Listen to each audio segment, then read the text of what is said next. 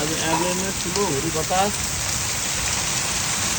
बतास आएर अनि पानी ठुलो अस्तिमा पनि पर्यो है। अस्तिमा पनि पर्यो, धेरै ठुलो हुरी बतास ठुलो आएको थियो अघि। अहिले चाहिँ अलिकता हुरी बतास चाहिँ कम भयो। पानीको धारो पानी मात्रै आएको त बरु ठिक हो। हुरी बतास त डरै लाग्दो आयो है सबै बोडी। तर बोडी के बनाइदियो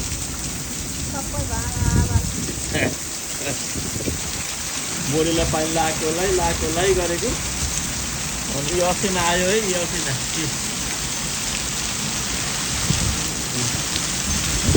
जल्दी पऱ्यो। बेलुका कति बजी आएको? 8 बज्यो, 8:15 कति भयो।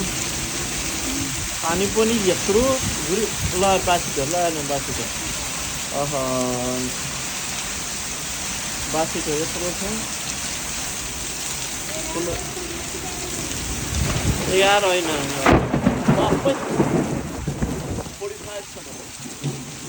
अझ 10-15 मिनट डेन्जर छ भनेको छ वेदरले। म फेरि यो हुरी बतासको डराउने मान्छे। कसो होइन पछि अगाडिपट्टि हेरौँ है त कुरो कानी के छ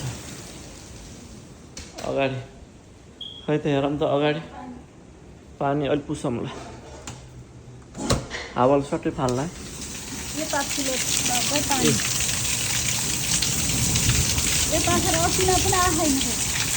यो त पानीमा ठुलो देखिएर पानी मात्रै त बरु पानी मात्रै बरु ठिकै छ। यस्तो छ कुराकानी। अझ एकचोटि पछाडि हेर्नु पर्यो।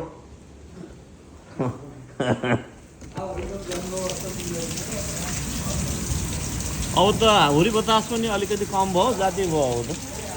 ल जय होस्, हरे कृष्ण।